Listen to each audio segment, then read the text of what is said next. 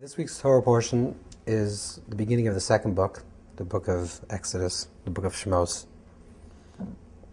So I want to read a little bit from the Zohar in the beginning of this week's portion to understand a little bit the tools to achieve redemption, because it's a story about redemption and how do we redeem ourselves from our own small constrictions, from our own limitations.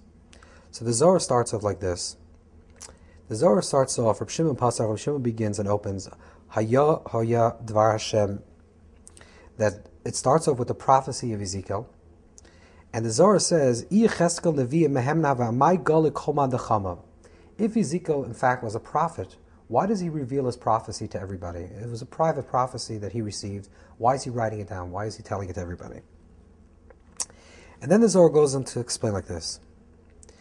Man deragel misvatzara, a person who is accustomed to suffer, to expect suffering in their life, even if they receive further painful experiences, they accept it. The same thing also with Israel. When the nation of Israel, the people of Israel were in Egypt, they were used to having a hard life. So therefore, because if they followed the life of Jacob, they would see that Jacob had a hard life. He was constantly being tricked and constantly being fooled, and he had a hard life. Therefore, the people in Israel, the people in Egypt, the Jews, the nation of Israel in Egypt, allow themselves to suffer in Egypt. In contrast, the Zohar says, Yecheskel, the book of Yecheskel, of Ezekiel, which speaks about at the end of the destruction of the first temple, and the people are then going down into exile, they did not expect to go down into exile. And therefore, the Zohar says, when there was a revelation to Yecheskel, to the prophet, it wasn't a personal revelation, it was a revelation that was meant to be received by all people. What this means is the following. It's a very deep idea. That sometimes in our life, and we'll see how this works in terms of the collective story of the Jewish people in Egypt, sometimes in our life, we get stuck in a certain story. And we get stuck.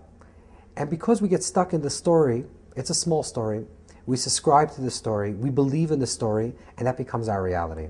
We believe that we're incompetent, and we actually become incompetent. We believe that we can't make a difference, and therefore we can't make a difference. We believe that we can't have a relationship, and therefore we don't have a relationship. We can't hold a job, and therefore we can't hold a job. Because once we subscribe and believe in our own limitations, that itself creates the condition to be even to be in that small situation. If you follow the story of the people of Israel when they're in Egypt, there's a very interesting thing occurs. They're enslaved and they're suffering, but there's no voice. They don't complain. They don't say anything. They're mute. However, the Torah says in PARSHA SHMOS, it wasn't many days, when the king of Egypt passed away, that the children of Israel groaned because of the work and they cried out. So what happened now is that all of a sudden there was a break. They were accustomed, because there were many years suffering, they were accustomed to their lot. They said, we're slaves. That's ontological. We're meant to be slaves, and that's our condition. Once there was a break and the king of Egypt passed away, they all of a sudden realized that maybe there's another way of being. Maybe there's actually another way of doing things. Maybe we don't have to be slaves. And when they realized they have to continue being slaves, Vayinachu, they gave a cry. Vayizaku, and they cried out. And like the Or HaChaim and other commentaries say, this was not a prayer. It was literally saying, ow, it hurts. They never said, ow, it hurts. It's like a person that's in an abusive relationship and never complains. Because if you think this is the relationship and this is the way relationships are meant to be, and you never complain, you never break out of the relationship. And this was the condition of slavery. The deepest level of slavery, and also personal slavery, when we're enslaved to our own small condition, and we're enslaved to somebody else, or enslaved in a conditioning that puts us down, is when we don't even realize that we're enslaved. We don't even say, ow, it hurts. The moment we open our mouths, we create the possibility for redemption.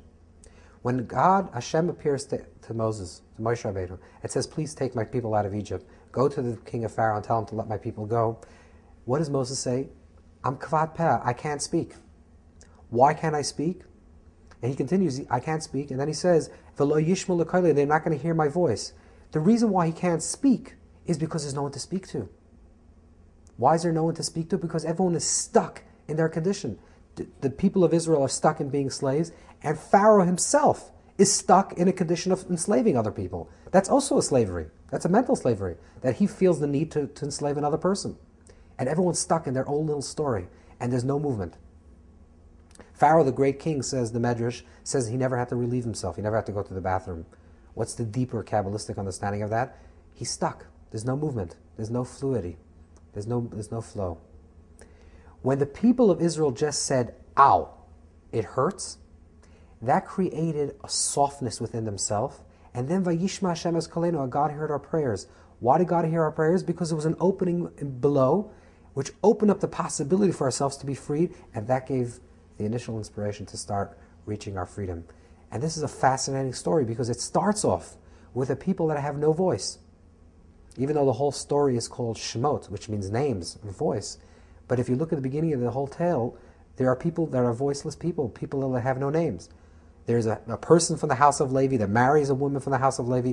No one has a name. No one has an identity. Even Moses is born is not given a name. This is a nameless people with no voice. But once they give a cry, once they say, ow, not only do they become people that have a voice, but they become people that have an articulate voice, and then they become storytellers.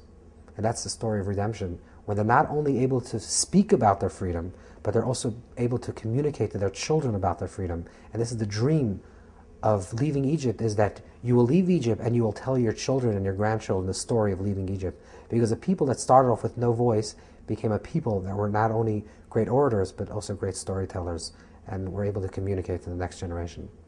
And this is the story of reaching freedom, that freedom has to be reached by first acknowledging that you're stuck and just opening up a small amount of hope.